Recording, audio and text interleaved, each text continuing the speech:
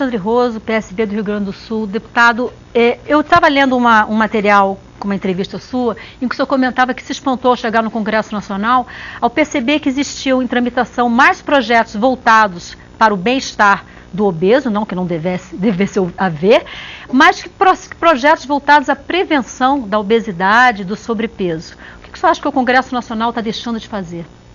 Eu acho que nós temos que situar. No passado as pessoas entendiam o sobrepeso e a obesidade até como saudável. Lembro muitas das frases das minhas avós falando dos bebês gordinhos como se fossem os bebês mais... A doutora Fernanda está me olhando aqui como pediatra, deve estar pensando naquilo que eu estou dizendo. Não viveu essa época, mas com certeza deve lembrar disso, que esse era um comentário muito comum.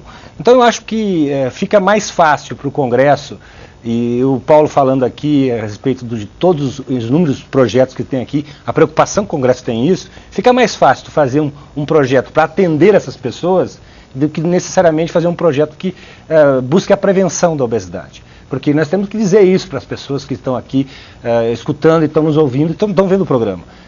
Só existe um tratamento eficaz hoje para a obesidade, que é a prevenção, que é o melhor de todos, né? Agora, nós não podemos deixar de pensar também em todos esses pacientes que estão obesos. Olha o número assustador, nós estamos falando mais de 100 milhões de pessoas no Brasil que estão acima do peso. Então, olha, nós não temos pessoas normais aqui. Se nós entendemos a obesidade como uma doença, nós temos que dizer que a maioria da população brasileira está doente. Ponto. Isso é uma coisa que nós precisamos pensar.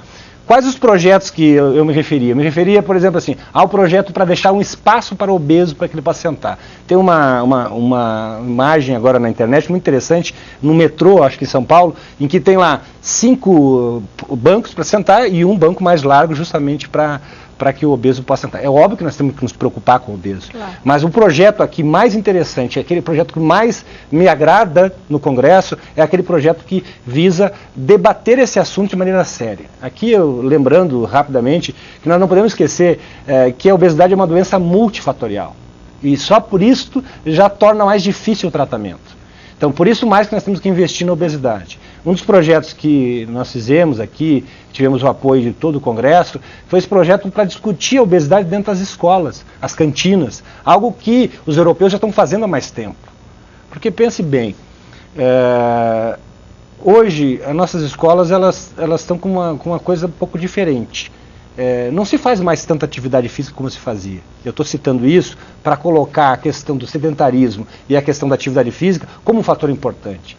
Sabe-se que por pesquisas que a nossa criança é a criança que tem mais tempo de hora tela. O que é tela? Hoje é o smartphone, hoje é o tablet, hoje é o computador e a televisão no meu tempo, que era aquilo que mais nos atraía muitas vezes. A gente vai falar um pouquinho mais à frente sobre essa correlação que existe entre tempo de televisão e obesidade. Então, eu só para encerrar minha fala, porque eu acho que isso é importante, nós não vamos conseguir combater essa doença se nós não pensarmos nos 3 ambientes que a pessoa está inserida. O ambiente familiar da casa, o ambiente escolar e o ambiente social. Nós temos que ter políticas específicas para isso. O ambiente domiciliar é o ambiente da educação, de que nós temos que educar as pessoas. Em 2011, quando teve o congresso da OMS falando sobre a discussão de políticas públicas sobre a obesidade, lá já se dizia, olha, nós, gestores da saúde, não estamos aquele conceito, os pais são ruins, por isso que as crianças são obesas. Nós temos que começar a pensar em atividades, em políticas públicas que possam realmente resolver essa epidemia no mundo.